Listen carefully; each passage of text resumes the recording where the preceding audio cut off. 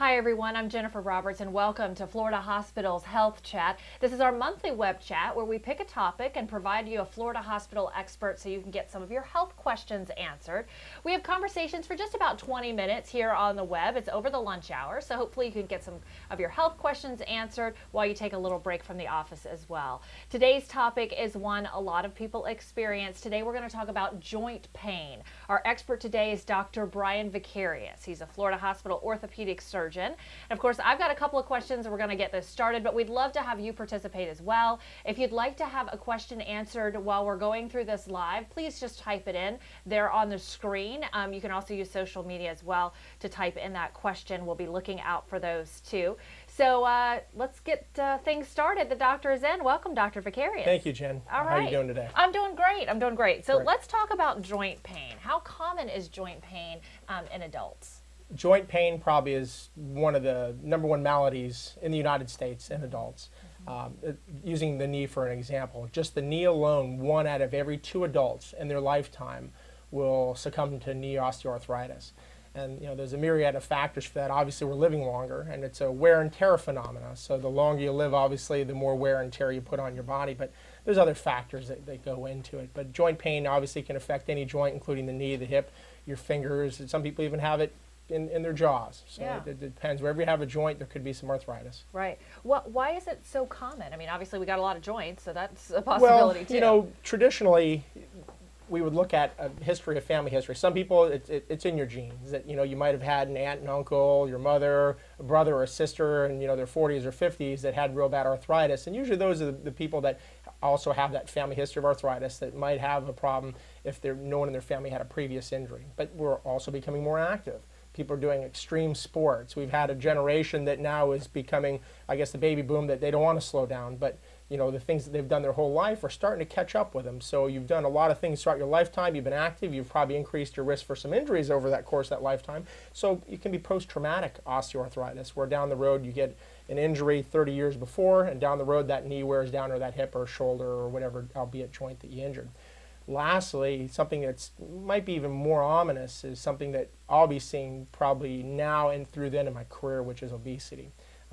It's wear and tear. I've equated it before on different discussions that it's like, a work truck. You load that truck up and you run it hard and you drive it hard, and that work truck doesn't last as long. The same thing happens with our joints. Our joints are, an analogy would be like a shock absorber in a way. And so if obviously you load those shock absorbers, eventually they're going to wear down. So there's a lot of things that's multifactorial that go into osteoarthritis. There's other types of arthritis too. There's inflammatory arthritis. So osteoarthritis is kind of wear and tear.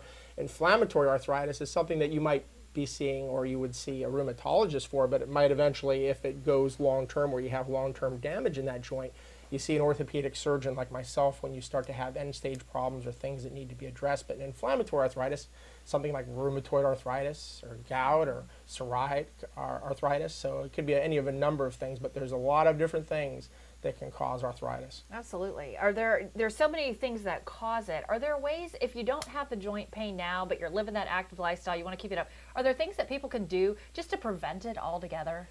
There is. Obviously you can't change your genes. So sometimes there are people that have certain problems that, obviously they come to grips with and say, hey, this is something that I was born with and I can't do anything about. But it still doesn't mean that you do try to not take care of your joints and maintain them.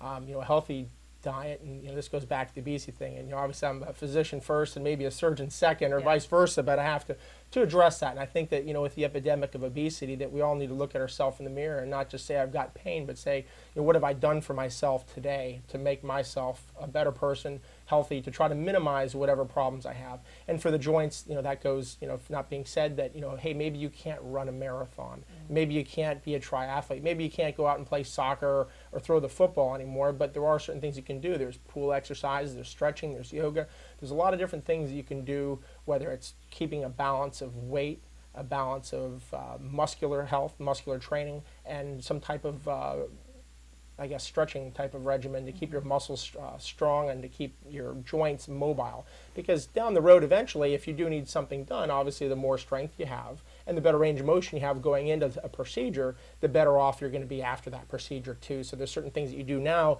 that even if you have a problem, helps you later when you address that problem. Yeah. If you run into this regular joint pain that so many people are experiencing, and it's lingering day to day to day, are there, we see all kinds of ads now about over-the-counter medications. I mean, Aleve versus Tylenol versus whatever there is on the market that's going to be the best thing. Do you have recommendations that you give to people who are experiencing some of this nagging pain on a regular basis? There's a lot of, I guess what I would say, mainstream therapies, and there are some alternative therapies. And it's a buyer beware when you see things on TV. I would consider discussing something with your physician, someone, or an orthopedic surgeon, or even a therapist, someone that might have an idea of what's out there. There's certain things that people spend their money on, and they come in and they say, well, this helps me, doc. Is that a good thing? And I'm like, well, 35% of people, if I gave them a placebo, are going to get a positive effect. If I gave you a water pill, I don't do that in my practice. Yeah. I'm not sure of the ethics of that, but in essence, that's really what occurs. So, I mean, if I wanted to give you some osteobiflex or something else on TV that doesn't necessarily have any proven benefit compared to a pill, then, hey, I don't necessarily recommend those myself.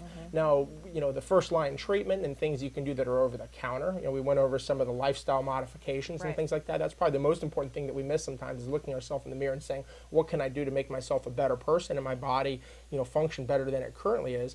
And then after that, most people don't like taking pills, but, if you need to augment your therapy with some pills, the standard non-steroidal anti-inflammatories, we call them, class of drugs, those are things that help to reduce inflammation. Now, just to go into a little bit about osteoarthritis, the pathomechanics of it is that you have breakdown in a smooth surface. It almost looks like a smooth ceramic bowl with water on it when you look at it under an arthroscopy when you're looking at it. And it actually has some cushioning effect, though. It's soft. So it bears weight and distributes weight across your joint evenly. With time, when you get wear and tear, the mechanics of that, it's like a bridge that can't support itself anymore. It eventually collapses. Parts of the bridge or the road starts to break off, and it's like potholes on a road. Eventually, you can feel those potholes in your car, and the worse the road gets, the quicker it degenerates because of all the bumps that are on there. And that's kind of what osteoarthritis. So the pain that you feel is the inflammatory response. That's, if I took sandpaper and rubbed it on your arm, or you slid into second base repeatedly, you can imagine what inflammation looks like. That's what inflammation is. And these anti-inflammatories help to decrease some of that redness, that pain that you have. So they, in essence, don't take care of the primary problem, but the secondary problem that's causing the pain, that causes the symptoms that you have. So it's something that helps to alleviate pain on a daily basis, allows you hopefully to return to the activities that you enjoy doing. Problem with anything, there's push and shove, there's give and take, and if you take a medication, there are side effects, and not all the medications that we just put over the counter and we sell are benign. Probably a large problem is that there's a good 60 to 80,000 ulcers that occur, bleeding ulcers across the United States or more per year, that occur from non-steroidal anti-inflammatory use. So these are things that if you take, or your provider gives you as a prescription, you should be followed up. You shouldn't have a history of ulcers. You should have kidneys that work properly. You shouldn't have a history of inflammatory bowel disease. Different things that can obviously be exacerbated with these medications. So I think that they're an important regimen. Tylenol, there's other things you can take that obviously help with your pain, but you also need to know a little bit about your own health and maybe talk to a healthcare professional to make sure you're not doing any damage. Sure, absolutely. And all of these over-the-counter things are not fixing the problem. They're not. I mean, and they could be masking more problems, is what I'm guessing you're saying as well. They can. And so there's a continuum. Hey, like back to that road, that there's a road that just has one pothole. If you fix that pothole, the road obviously is going to get, going to last a little bit longer. But if you don't maintain it, eventually it's going to break down a lot quicker. And the same thing with your joints. That if you have a small problem and you address it early, there's a chance that maybe you can address something with something that's a little bit simpler, something that probably preserves your joint, rather than having to go as far as a replacement. And some people, obviously, their joint problem is so bad, or they have disease processes that necessitate a joint replacement. But there are things that we can do prior to that, I think, that that do help people tremendously. So that being said, when do people need to go see their physician if they're experiencing some kind of pain? What's your advice on that? we all should have a primary care provider. You know, if 50% of America has a knee problem, obviously I can't see 50% of America. Neither can the rest of my colleagues in the American Academy. You know, orthopedic surgeon, that's our big, you know, society. But you know, we'd like to, but we only have so much time in a day. So this being a common problem, you'd probably see your primary care provider, discuss with them, get a plain set of X-rays, and you know, obviously if you had an injury, sometimes there might be other studies that you'd get to, like an MRI or a CT scan or even sometimes an ultrasound. But you know, initially it would be something that, you know, you could say, hey, you know, I've had an injury, my knee's swollen, I can't move my extremity, I can't bear weight. Obviously, if you have an injury, those are reasons, of course, why you'd go in anyways. But if you have something that's more insidious, that takes a while to develop, you know, it hurts when I get up in the morning until I warm up. After I've been on my feet all day, my joints are swollen, I got to rub them, and, you know, I can't walk that extra, you know, couple hours at Disney, you know. Yeah. You know, obviously, that's a place that really kind of tests people's joints when they go on vacation Right. or they have a family get-together. Those are the times when you say, I have a problem. This is affecting my lifestyle. I can't go out and garden, you know, or I can't exercise. You know, I like running, I like riding my bike, and I can't do these things. As soon as you realize that it's affecting your lifestyle, that's when you probably should say, I have a problem that bothers me enough that I need to have something looked at a little bit more intensely. When someone gets to the level that they're coming into your office to see you, what are they complaining about at that point? I mean, do you see a lot of hips? You see a lot of knees? What are some of the more common things you're seeing? You know, obviously the more common things are hip and knee, but we're seeing a lot more shoulder pathology now too, and, you know, upper extremity problems or ankle pathology. So, you know, like we talked about before, there can be a problem with any joint if you have some cartilage there and an articulation or some type of movement that naturally occurs. But the more common are the hip and the knees. So, you know, with someone with the knee problem, you know, obviously they're favoring it. You know, they're not able to bend down. They're not able to squat. They have the pain, like I said, later in the day or in the morning. They have a lot of stiffness. It might be that they have some mechanical symptoms. And these are, you know, there's certain things that you say, hey, these are things maybe we can just send you to therapy or try an injection or, you know, try the non-steroidal anti-inflammatories if you haven't tried one. Then there's also, you know, hey, do you need something that's a little bit more immediate? There's mechanical symptoms, as we say, and mechanical symptoms are kind of a grinding, a catching, a locking, where you can't get movement. You got like a trick joint. I've got to kind of do this, doc, and then my elbow or my knee starts to move again. You know, those are things that I would say that as an orthopedist, we kind of listen to certain keywords, and those are things that we say, hey, this might be something that you probably should treat a little bit quicker than something that just something I send you out and see you back in a couple months after some therapy and see how you do. Who are the best candidates when they're having joint issues for surgery? When is it time to look for those surgical options and to come see someone like yourself? Everybody's different. We're all unique, you know, and I hate that it's cliche, but it's Absolutely. true that, you know, obviously everyone comes in and, you know, we don't, you know, medicine, as they say, is kind of as an art and it's a practice. And so you kind of get a feel for different people's complaints, people's tolerance for pain, people's activity level and their lifestyle. Some people will have X-rays that look abominable, and you look at it and you cringe, and you walk in and they smile and they say, this doesn't bother me at all, doc. And you laugh exactly, and you say, if I had your X-rays, I'd be in pain. But hey, you're not in pain. It doesn't mean you have to do anything. You don't treat the X-ray. You treat the person, as we say. But at some point in time, you might have, you know, problems with a knee that even looks normal, and you have to look at it a little bit more. So everybody's different.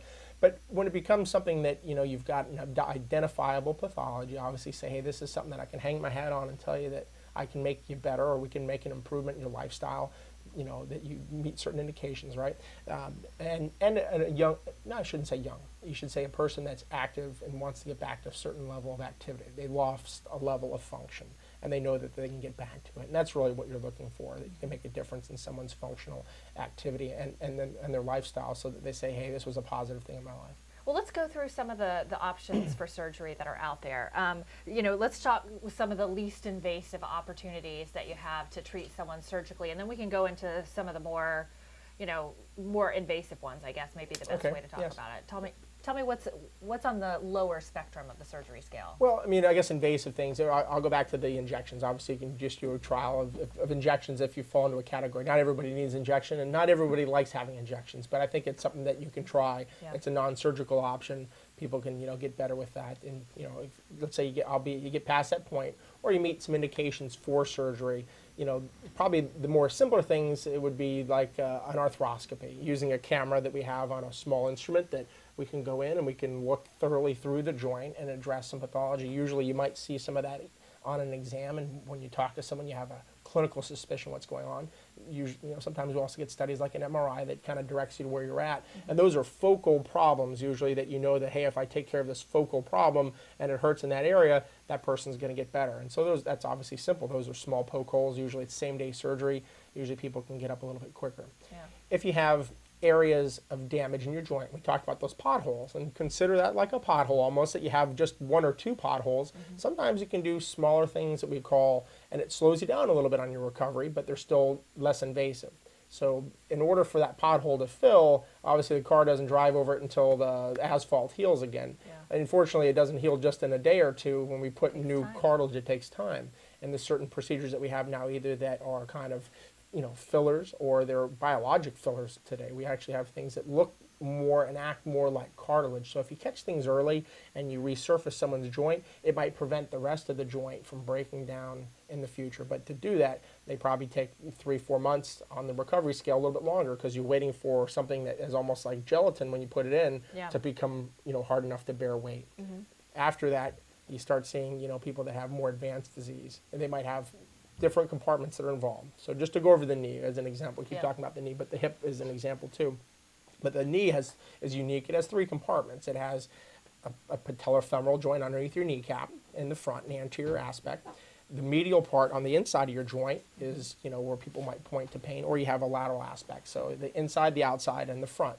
If you have arthritis that's just involved in one place, traditionally we didn't have a whole lot to help with that. It became, hey, either you sucked it up, you might try an osteotomy in a younger patient, and that's where you actually break the bone, you realign it so that the weight bearing doesn't go into that compartment, or that area goes into the other side. If those things don't work and a patient's a little bit older, you now today have certain things that you can do where you resurface that joint. I guess we're going to talk about that in a second. Yeah. But I think it's something that added to our armamentarium really is a nice, additive, because before that, the only thing you could do was knock down the whole house in order to fix the one room, which is a total knee replacement. And now I think that we're a little bit better at doing something that's just a partial knee replacement. You're buying people time with a much more normal feeling knee. Well, one of the questions that we're just getting from some of the folks too is, what is Mako? A lot of people have heard about the Mako knee and hip surgeries. Tell me what that is. Traditionally, most of our procedures are done with our own stereo optics, our own eyes, our own hands, three-dimensionally doing things in space. And obviously, as a surgeon, you get good at doing these things. And we've all had our proverbial bell curve, whether we're in school or whether we're talking about athletics or anything, that there's people on one end or distribution on one side, a bigger distribution in the middle, and some on the ends. As surgeons, we try to keep everybody in a tight group, because the ones that are on the outside of that bell curve sometimes become the ones that might not have as good of outcomes, or they might be components that we put in positions that we didn't necessarily want to have it there. And as mechanical engineers, in a way, orthopedists, that we're really looking at structural engineers, we're trying to build something that structurally is sound, that will last the test of time. The more you put something outside of its safe zone, that it can repetitively have long-term wear, the greater the chance that that component will wear down or that it will fail. So what the robot has allowed us to do is, it's a procedure that you can do without the robot, but it allows us to put those components in position more reliably based upon the person's anatomy, kind of in a real-time environment. So to go through it a little bit, not to be too verbose here, but it is a process. You take a three-dimensional image instead of a two-dimensional image. The X-ray is two-dimensional. So I'm looking at you at the front, or I'm looking at you at the side. Whereas the CT scan is a three-dimensional image. You get a three-dimensional picture of what the person's knee looks like. It is entered into a computer. And before the surgery, like any surgery, we look and we say, okay, this is what we're going to do when we do the procedure. That helps us because we can spin your knee around. We can look at it from a lot of different angles and say, this is where we're going to put the components. That is a static image. It's taken in one plane. Once you're in the operating room, we have to do what's called registration. So the robot's there assisting us in a way. We're doing the procedure, but we let the robot know where your knee is at. And it's almost like the Wii game or any of these other PS games, PlayStation, where you can kind of move around and the computer knows where you're at. And the same thing, we kind of register your extremity, your leg, to the machine, so the machine can look at the three-dimensional image and say, this is where all these points are at in space. So now we can get a dynamic image of where your knee moves from being straight to all the way bent, so that when we put that component in, that it's balanced throughout a range of motion. And that's something that you just can't get on your own and that you can't do with your own eyeballs. Right. You're just not that accurate. It's accurate to, less than a tenth of a millimeter, and I'm not sure that I could, discriminate myself with my own eyeball less. So it makes you a better surgeon in essence. And you're checking the machine and the machine is checking you. But in the end, I think that you're more reliable. And there's good studies that have shown, I just saw one the other day, and it actually was done with a classic, kind of mainstay of a unicompartmental. These are unicompartmental, meaning just one compartment is replaced. And there's the Oxford knee in England. And that's kind of where a lot of the standard is looked at in terms of long-term outcome studies. And the study looked at two sets of patients. One set of patients had a knee replaced with this Oxford, which is done just without the robot. The other one was done with the robot, and people were kind of randomized to either thing. People said, hey, I just want a new knee, I'll participate in the study, which was great for these people. But they found with about 50 people in each group that the surgeons that had the Mako, the same surgeons that had the Mako robotic system versus the one that they did with their eyeballs, they were more accurate. Right. They put it in the components where they wanted it. There was fewer outliers, and that people actually got back up on their feet quicker. We do have a question coming in about Mako, and I did want to get your opinion on this.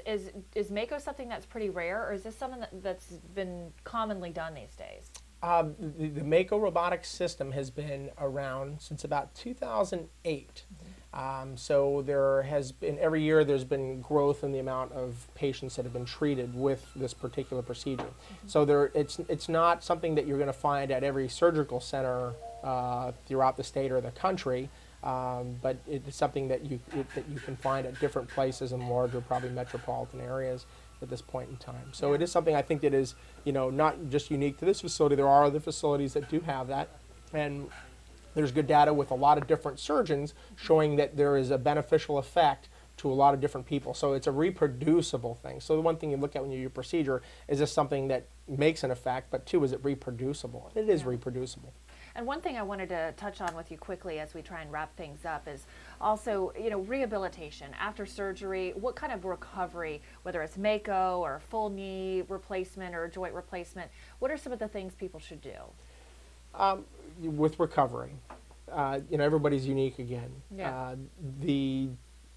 There almost is a self-selection bias that people that have just one compartment that are involved usually are somewhat more active than somebody that has all their knee involved. Right. So these are people usually that want to get up and get moving, that that they're a little bit in better shape. So in essence, the expectation would be that usually it's just an overnight stay in the hospital, that you should be able to go home the next day if your pain is controlled. Most people's pain is pretty well controlled. If obviously you have too much pain that you want to stick around, we're not mean. We let you stay for another day if you need to. But in essence, our expectation, and most patients' expectations realistically, are that they leave the next day. And most people like to get out of the hospital. So at home, you'll be working on range of motion exercises. There's a wound, obviously. You got to keep things clean and dry. The nice thing about the Mako versus the traditional knee is that your incision is much smaller, so it's a lot less painful, and there's a lot quicker recovery involved with it. So that usually, hopefully by the 3-month time frame, that you're feeling pretty good, and sometimes it's even quicker than that. I've seen people in 6 to 8 weeks that are back, riding their bike or playing tennis or doing the things that they want to do. And like I said, everybody's unique. So sometimes there's people that fall in a couple weeks, they feel great. Sometimes it takes a little bit longer, but usually on average about 3 months. Whereas a total knee, sometimes it's a good 4 to 6 months by the time people finally get back to their full activity levels. Well, Dr. Vickaryous, that's about all the time we've got today for today's web chat. Thank you so much for taking part, and we appreciate all your expertise on joint pain today. Thank you. Thank you. That was great. If you would like to make an appointment to see Dr. Vickaryous, you can do so. It's as easy as a phone call or going online. The phone number is 407-303-7530, or you can visit online. That address is www.fracturecarecenter.com. So take a look out there. You can learn more about Dr. Vickaryous. You can learn more about his practice and about joint pain and surgery options there. Thank you so much for watching and participating in our chat today. You can find out more about upcoming web chats. You can like Florida Hospital on Facebook. We'll always have updates for you there about when the next upcoming chat is, and also what the topic and the physician are going to be as well. We'll give you lots of updates on that. Thanks so much for joining us. We'll hope to see you again.